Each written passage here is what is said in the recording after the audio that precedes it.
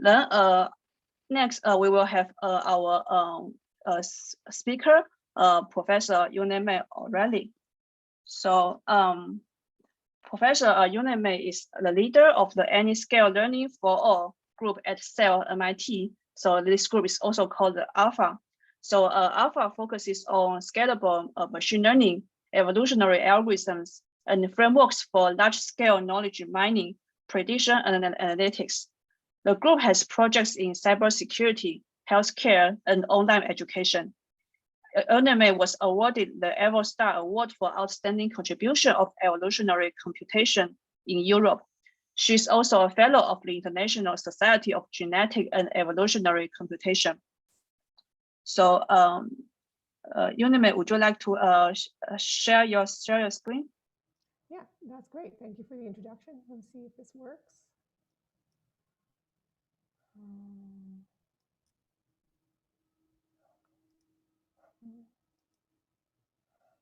All right. Yeah, we can see your screen. Okay, excellent. So, hi everyone. It's a pleasure to be here. I would like to thank the organizers for inviting me, and I was particularly impressed by the organizing committee and by the awards and program here today. So lately I've been working on a topic I call artificial adversarial intelligence.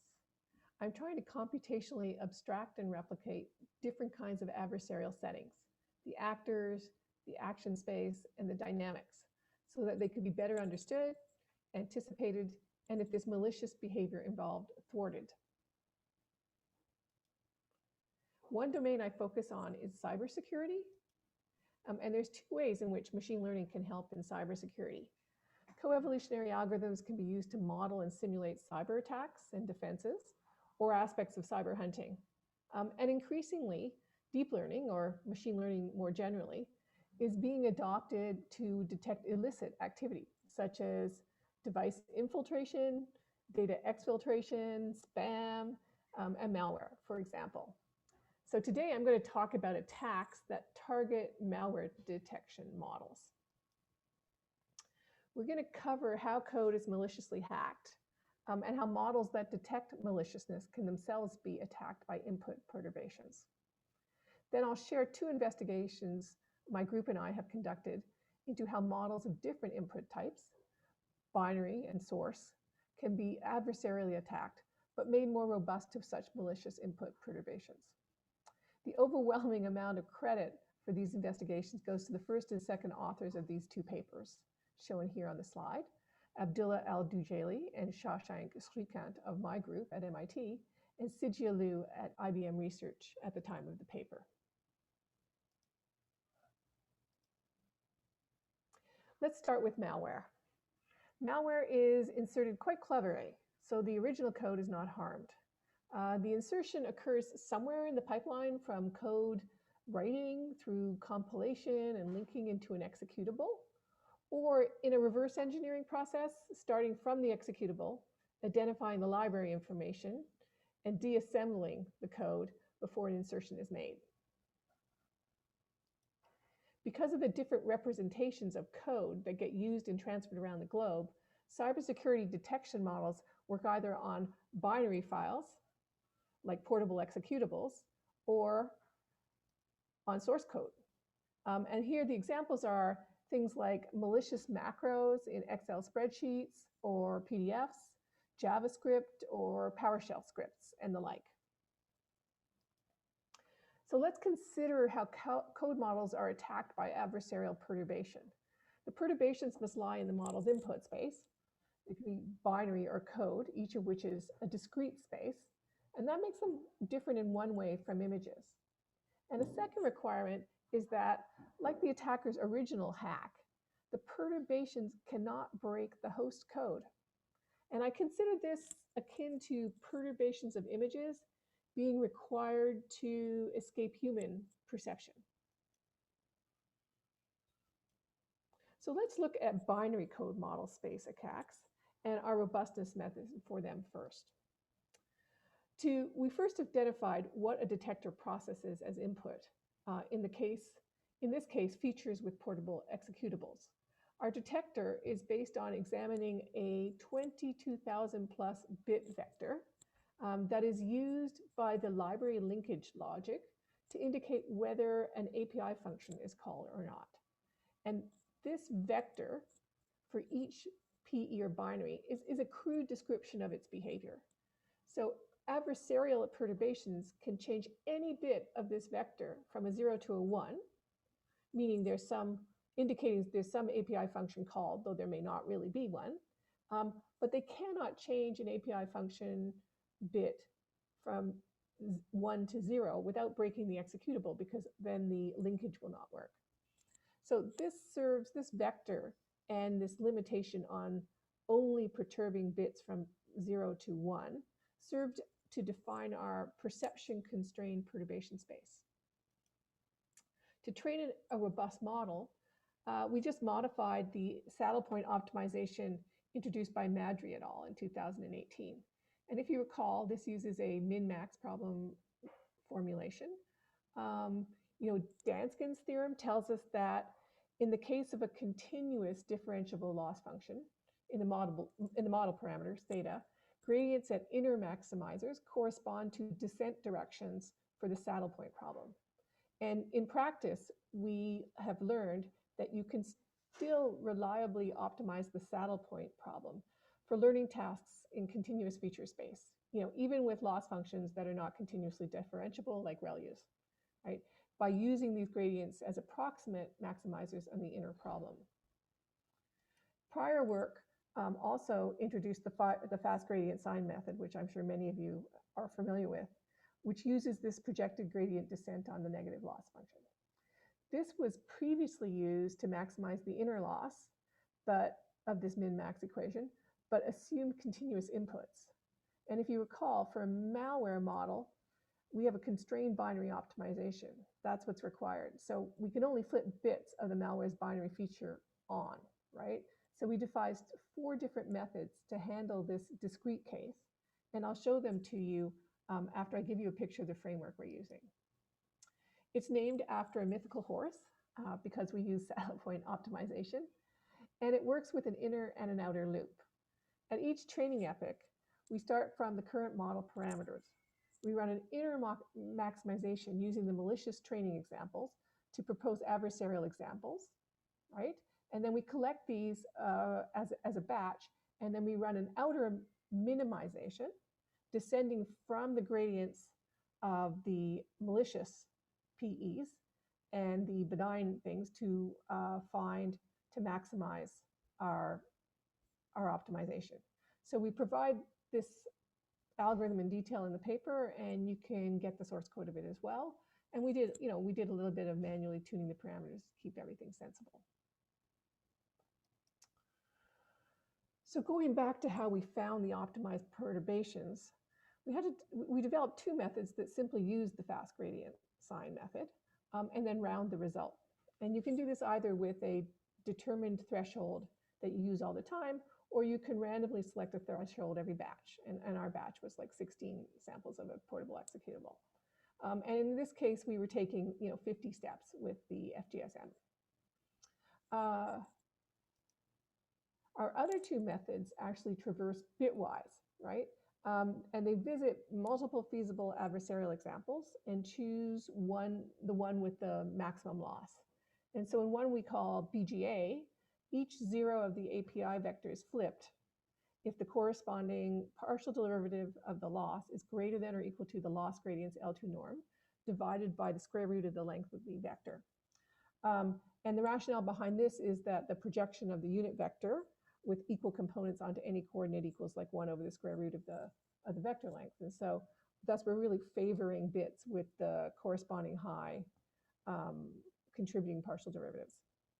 And BCA works in a similar manner to BGA, with the difference that we actually only update 1 bit at each step. And we select the bit which is a maximum corresponding to the partial derivative of the loss. So after k steps, the binary indicator vector that corresponds to the vertex with the maximum loss amongst all the visited vertices in the step is what we choose as the adversarial malware version. So what do the results show here?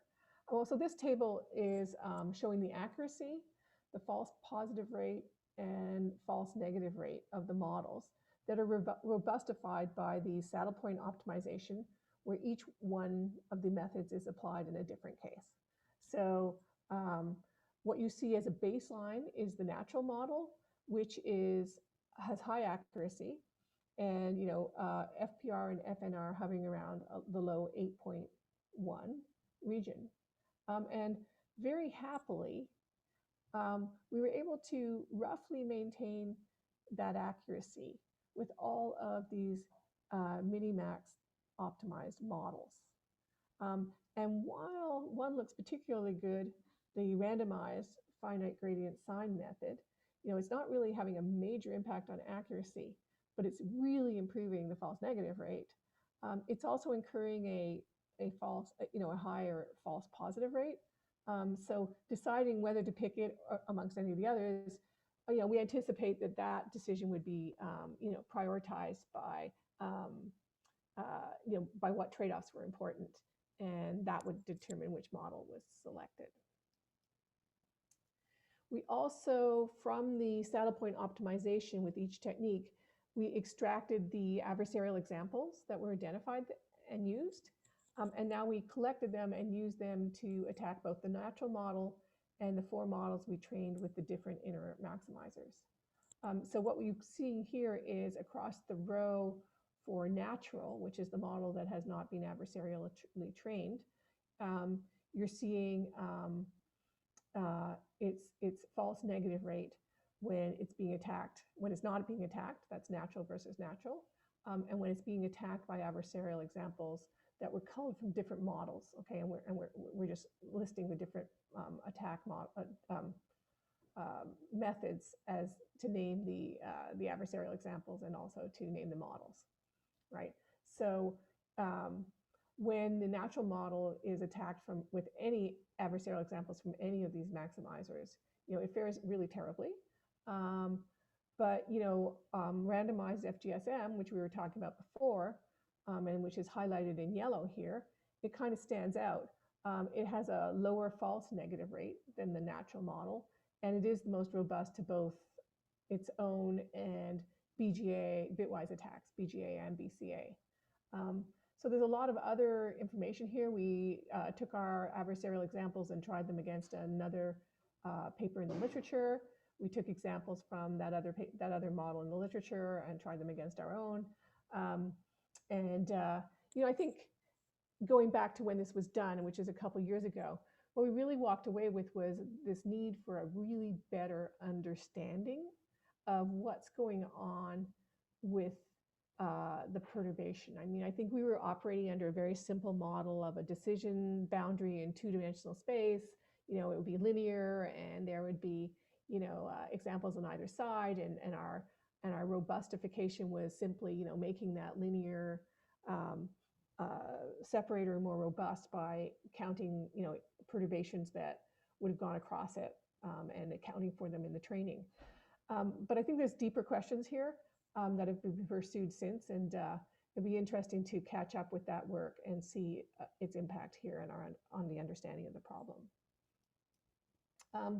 So let's move to considering how source code models can be attacked with input perturbations. And so, this is really scary stuff. This is like PowerShell scripts that have been obfuscated by either by someone who's trying to protect them or by attackers using obfuscation to hide them from detection. And now these models themselves would be attacked through perturbations in code that already looks very, very hairy. So in considering code source models for malware detection, we actually encountered some challenges. We really couldn't get great data. We both didn't have enough of the data when we looked at different kinds of perturbations we were seeing for labeled data. We were never sure if we were going to use, if we wanted to use a code base in the wild, we weren't sure that we wouldn't have some of these adversarial unclassified bugs within them, or unclassified malware within them. So, that sounded pretty grim, and the glass was kind of half empty. But it actually became half full when we realized that, code models are also being used for software engineering, right? In addition to malware detection. And, they're being used for things like improving variable names, grading programming assignments, looking for bugs, predicting types of variables. And this meant that we could experiment with really plentiful data sets that were going to be applied to different models, but still models of code. And we could figure out how to adversarially attack and robustify these code models in general. And it would generalize, our findings would generalize to malware in the key respects. So we decided to use a code summarization model. And to use that, you take a program and you hide one token, which is the name of the function. And then you tokenize the rest of the program, and you basically feed it through a sequence-to-sequence model, just like with natural language programming. And for perturbations now on that piece of source code, you can go back to the obfuscations that people were using to protect their code, or that attackers were using to hide their attacks, right? All of these transformations never actually change the code. So we're getting that constraint that's key here with code models, which is you cannot break the code either as the adversary or as the perturber in the adversarial attacks, right? And we're still working with a set of discrete transforms on a discrete space. So there's actually a common set and tools that do this obfuscation. And so we looked at it and created a general formulation, and then picked a representative perturbation, which happens to be renaming variables or adding lines that don't do anything consequential, that really are representative of this general formulation for any kind of obfuscation. So here's our model for a perturbation. Take a look at the program here. Any of these variables, x and y, or the names of the functions, could be renamed, and inconsequential names could be inserted. And in fact, what we're trying to do is see which perturbations we can make to fool the detector, right? So in order to make a decision as to what to perturb, we decided to split that up into which site in the program we would select to make a perturbation. And the second part of the question would be, of the optimization, would be choosing what to substitute in there, right? And so we created these two, our formulation has two vectors. One is Z, which is going to be our, a vector of site selection variables bitwise, and U, the perturbation variable nomination. So something to note here is that earlier work by the University of Wisconsin had actually already tackled this problem of finding the best thing to substitute into a program, but it had not tackled where to target that substitution, like where is the best place to make that substitution. So when we're doing this joint optimization of where to make the substitution and what substitution to make, we have a more comprehensive threat model. And the Wisconsin work really is an ablation that helps us understand and identify the contributory value of the co-optimized site selection and perturbation of the program. So we collect all the tokens from the program in the program P, and we represent each token in the program with a one-hot vector coding. I'm not showing that here. And then we align P's elements with a bit vector Z, which encodes, whether the site is going to be perturbed or not. A 1 implying that the corresponding token will be perturbed. And then, if you actually look at that, you can note that the how many times you allow a bit to flip in Z is sort of giving you another control over the strength of the attacker, right? And then to actually encode the perturbation variable that we're going to choose, we'll use a one-hot encoding for that as well. And we're going to select that from a set of options that we design, here denoted by omega. So to actually obtain, once we have these U and Z, U and Z and U, yeah, Z and U, and P, we can then actually create an, obtain the perturbed program by this formula. We have an element multiply of Z by U and the negation of Z by P, and then we OR them. And that gets us back a perturbed program. And so to find these perturbations, what we need to do is solve for U and Z, site and substitution, right? And so we want to use a projective gradient descent-based optimization solver. And we do. But in one case, we decide to jointly optimize Z and U. And in the other case, we're going to solve them alternately.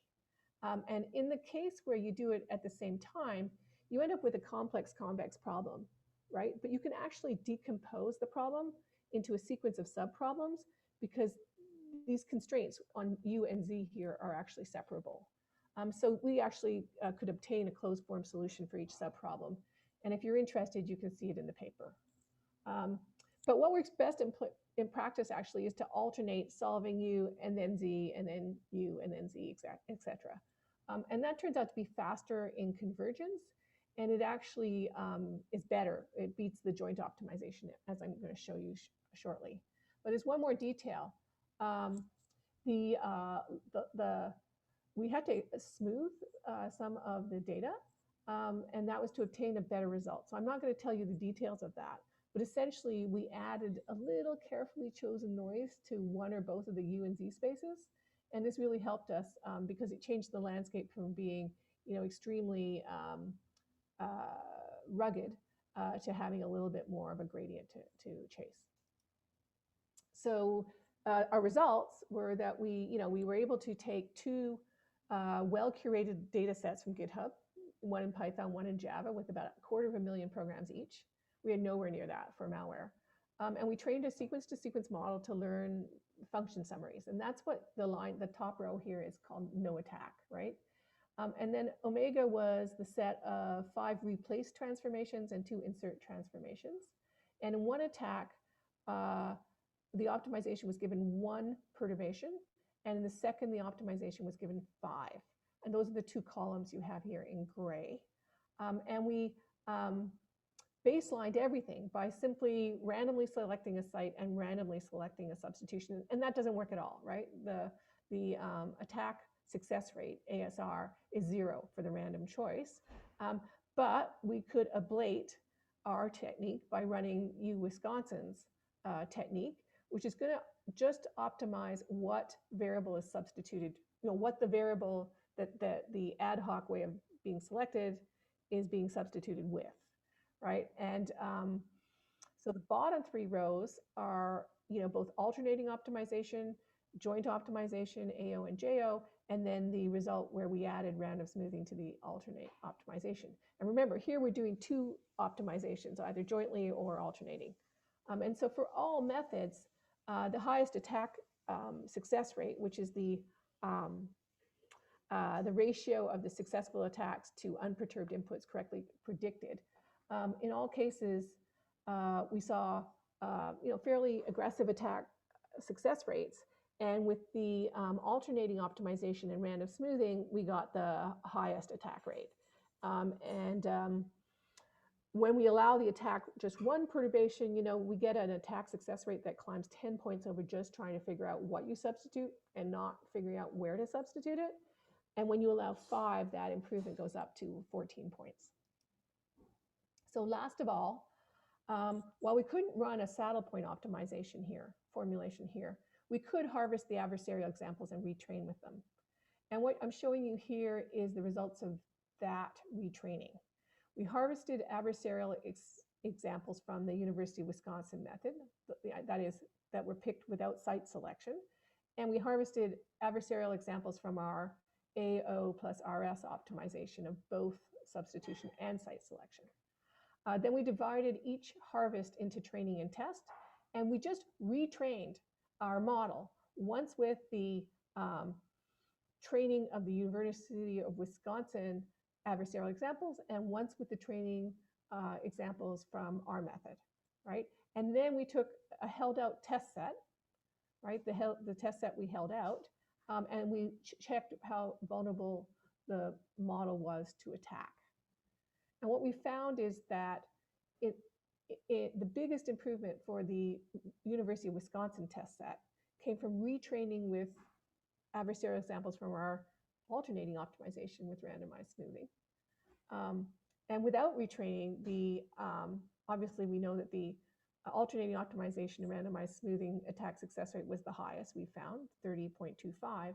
But when the model was retrained with those same examples, the model fared much better. And the ASR fell to like 13.75.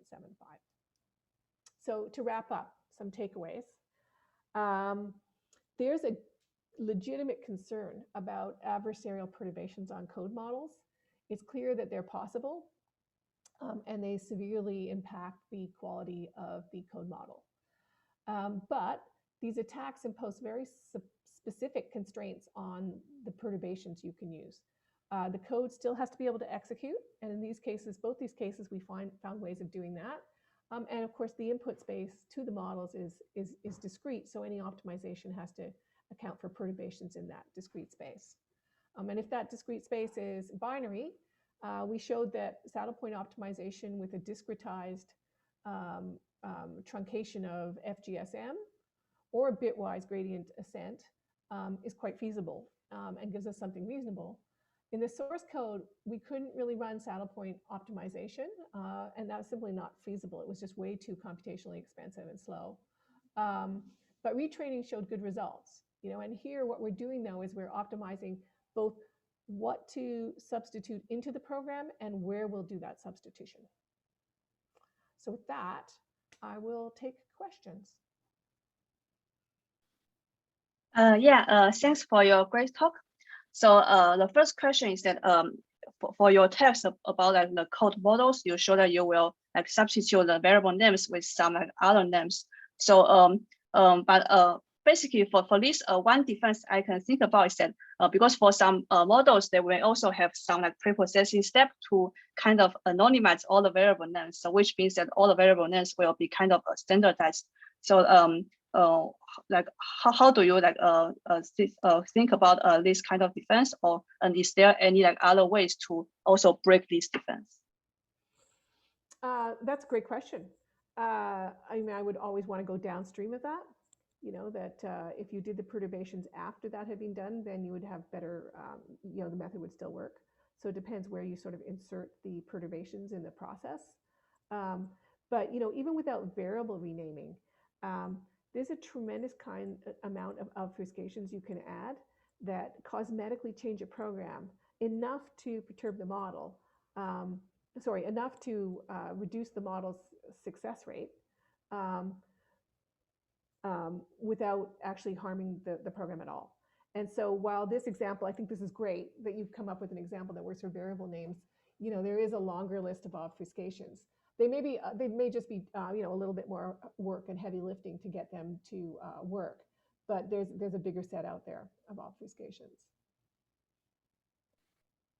Yeah, sure. And also like when you try to like generate the variable names, so like how do you feel about like the source of like the attack success? So is it because the variable names generated in these attacks are kind of rarely appeared in the like normal distribution, so the model kind of getting misled, or you can also like substitute them with some commonly used variable names, but the model is still like misleading to some wrong prediction?